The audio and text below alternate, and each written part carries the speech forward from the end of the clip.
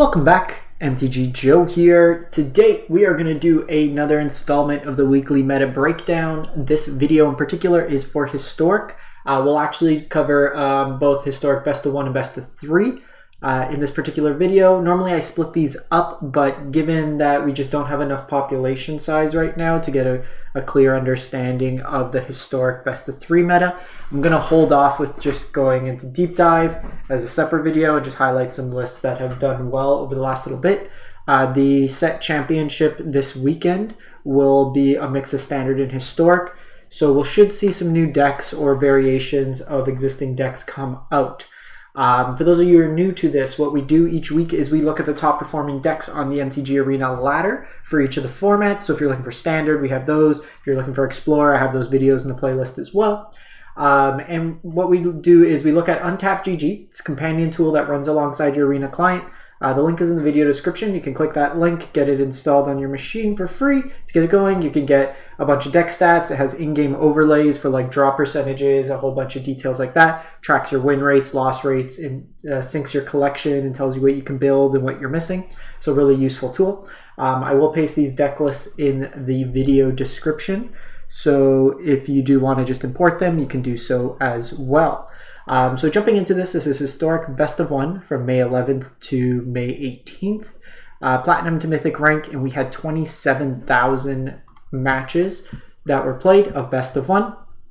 And the top performing deck of the week is Mono Red Aggro, the list I'm most fond of. And this version here, jumping into it, there's a couple variations. So you always usually have the combination of like Kumano as your 1-drop, as well as Reckless Ringleader that gives a creature haste. This is one of the big kind of pluses compared to the Explorer version that I've been trying out. Then your 2-drop slots, Burning-Tree, Kari, Zev, and Robber of the Rich. Notably with this version here, it's doing a 3-3 split of Ferocidon and Vortex. I generally like having the Ferocidon as the 4 of. And this kind of Vortex is the flex spot I find a lot. If you're running into a lot of combo control or Heliod combo, then this card's very good. If you're running into a lot of mono red mirrors, which for a while it was the case, this card's not very good. You don't want to have a card that throws off your combat math or just makes it difficult to kind of attack in, especially when you're behind against mono red. But really what you want to do is maximize your 2-drops. I've played the Gatekeeper before when there's a lot of graveyard combo to eat away at the graveyard. I've tried Lightning Strike in the past, so we've tried some variations. I think this configuration of which 3-drops you're playing is correct. And they're opting for 4 Torbrans. I'm on a Torbran Cleave package. So this is this version here, 62%. I actually want to quickly show you my version. So I'm at 35 and 12 for the season, 74%. I also have done 4 of the historic events. So before I switched back to Vortex, I went 4-3-4-3 because I found the events had more Dragonstorm combo. So having the Vortex helped that matchup. And then my last 2 have been 7-2 runs. So I have 2 play points from that, as well as like on the play 92%. Really the only matchup I'm losing right now is Mono Red. To which on the ladder, it's a little bit different for what we're running into. Managed to go like 11-2 in my last little bit. Just kind of playing around with that. But really with this deck, my kind of feel is like your Vortex is a 2 of if you're running into a lot of combo. I might try out going back to Lightning Strike just to see how that plays. Really what I'm looking for there is a 2-mana, 3 damage burn spell that can go face in matchups. I've played Static Discharge before, but I feel with Static Discharge you want it as a 4 of, not necessarily a 2 of, and then the instant speed also comes in handy. The Chainwhirlers are useful, Bonecrusher and Ferocidon. Ferocidon just basically wins at times the green-white life gain matchup. And I like the split of Torbran and Embercleave. They kind of do the same thing, but they do it in different ways, and you're also not going to run into the case where you have multiple legendaries in your hand. And then for my land base, I'm still on the 24 lands, but I have like 1 castle, 3 den split. The castle lets you put on additional pressure without having to commit to the board. You'll see some versions that are on Annex still. A lot of the removal in the format is exile-based removal, so it kind of gets around that. Like the In the past, Annex was very good against control when they just had traditional sweepers. Now they have stuff like March or like just exile in other ways, Divine Purge, stuff like that, so it's not as good. So I've played this deck a lot. I'm around 1500 Mythic. I was playing around with a couple different decks, even just like lifetime with this deck, and these are the cool stats. I have almost 200 games, 67% win rate, so played this deck a lot. I'm on version like 7,000. I played like a lot of different takes of this. I've kind of played around with numbers. So I like this configuration of mono red. So going next to Heliod combo. So this is the green-white life gain deck. I actually love playing this against this deck with mono red just because you drop a Ferocidon and then they just start like rage quitting. But basically it's a life gain deck that has a infinite combo. If you're unfamiliar with it, Heliod Sun Crown Champion, whatever its name, Scurry Oak, and anything that gains a life when it enters the battlefield, any of these 3 cards, it creates an infinite loop. You gain a life, you put a counter on Scurry Oak, it creates a token, the token then triggers the life gain, you put a counter, loop, loop, loop, loop, loop. You also have Trelasarra and Voice of the Blessed. There's other ways to get really large with Collected Company to help dig for things. Skyclave is really their only removal that can stop a Ferocidon. So that's kind of with that. It has its places. It can win, but then kind of lose against some other like against a traditional creature deck 1-for-1. You can kind of go infinite. Against mono red that can shut off the life gain, it's a little bit of a pain. On the play, there is a window where they can kind of get ahead. So if they drop like Soul Warden into like Trelasarra or Voice of the Blessed, and you don't have that immediate anti-life gain, you kind of get stuck and get hit with that. But Chainwhirler cleaning up all these is really nice.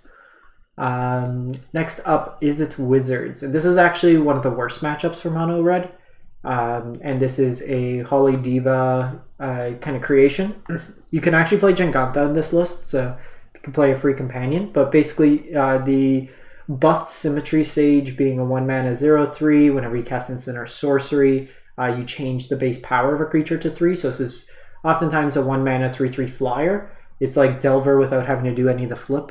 So you play that, you play like Lava Runner as another wizard, you got your Soul Scar Mage, your Dreadhorde Arcanist, and the nice thing in this deck, you can pump the Dreadhorde Arcanist, and then you can flash back like Expressive Iterations, or Static Discharge, or Wizard's Lightning in addition.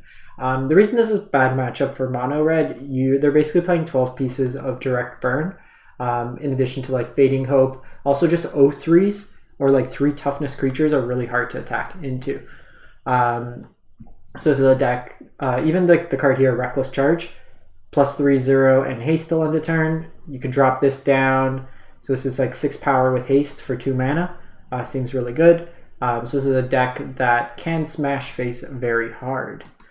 We have Rakdos Arcanist. So this is a non-Lurrus version. So it's usually kind of the distinction. So the main benefit of playing the non-Lurrus version is you get Seasoned Pyromancer.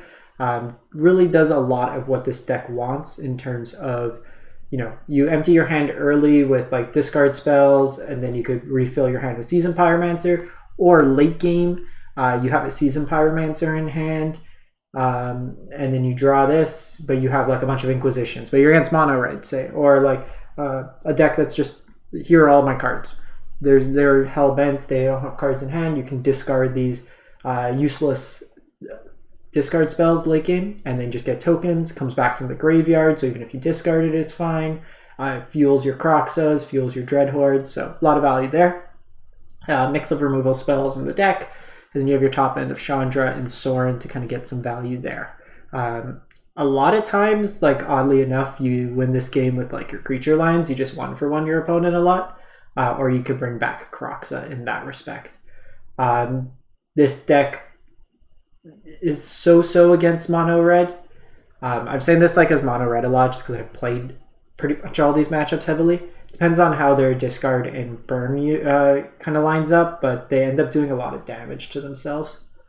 So mono blue, we see a return to the tempo. This is actually a very cheap deck. all things considered. I actually think this is completely, let's call it free to play. Yeah, there's not a single rare mythic in this deck. If you do want to kind of jumpstart it, you play Brazen Borrower, but you're just playing Protect the Queen style strategies, Siren Storm Tamer, Spectral Sailor, Delver.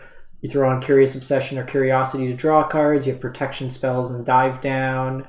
The Storm Tamer protects, Lofty Denial protects. So this version here is not as counterspell heavy. You have basically 8 counter spells. It's more kind of tempo-y to just, you know, fizzle your opponent's removal, stuff like that, and then just attack in and accrue incremental card advantage where your little shitter is just getting in there and killing your opponent. Lastly, we see mono green elves, and this is kind of a good demonstration of Untapped's collection sinking. I don't own the cards for elves. I don't enjoy playing the elves archetype. I've never crafted those cards. But if I did want to play this for a video, I would need 7 rares and 4 mythics. In my collection right now, I have 22 rares, 25 mythics, so it's really good to kind of see how far you are off from building certain decks and kind of getting a feel for that. Having said that, Elves is a deck that can have very explosive draws with generating tons of mana thanks to Elvish Archdruid or Growing Rites of Illimak. You pump all that mana into either an Allosaurus Shepherd or an Elvish Warmaster to overrun your team, or to cast a Craterhoof Behemoth to just kind of kill your opponent. Big dead time. And then now kind of shifting to best of 3. On the Untapped, we don't have a lot of data, so I went through and I just pulled some lists that have been doing well this month. Mistling got #1 mythic with a Grixis Death Shadows list. So Painful Bond got nerfed or rewritten. Instead of being 3 or more deal damage, it's 3 or less now. So this is really taking advantage of some of the digital cards. Electrostatic Blast is card advantage, Painful Bond is card advantage, you have Expressive Iteration, that's card advantage. You're playing a mix of counter spells, or sorry, discard spells, you got some flexible removal / counters, just a lot of good cards. Footfall Crater turns on Delirium, but also can give Trample and Haste in a pinch, and you're kind of winning through these creatures here. It's a Lurrus pile. Just a lot of flexible cards in here, using none of the Grixis, Grixis Triumph. So that's one deck there. I'll post these lists as well. Apologize for all the ads. The site's really bad for ads, but it's got some good details. Then we have from Althriax, #22 mythic. This is a Jeskai control list, but kind of a unique take. It's using Cybus Siphoner with Ephemerate to basically create a loop and just get buyback value. You can like Divine Purge every turn, you can Archmage Charm every turn, Lightning Helix every turn, just kind of keep buying those back. So kind of a unique take on the archetype. You got the Rekindling Phoenix post board as a creature that's kind of sticky in terms of removal. So cool take on this deck here. And then Historic Rogues. Pretty similar to the standard version, and honestly not too expensive. You have the mana base, but if you're interested in playing colors like this anyways, mana base is always the safest thing to invest in.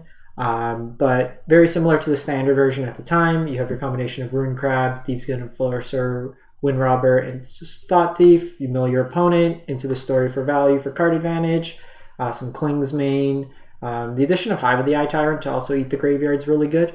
And then post board, you got like sweepers, you got removal, counters, kind of just flexible answers across the board. So that's it for Historic for the week. Like I said, I will do a better synopsis probably for next week after the set championship that we have to see what all the pros are playing and can kind of go from there. In any case, thank you for watching. Hope you have a great one. And we hit 5,000 subs on YouTube. Appreciate everyone's continued support. Kind of wild to hit that number, but I appreciate everyone kind of enjoying the content with me and on this ride.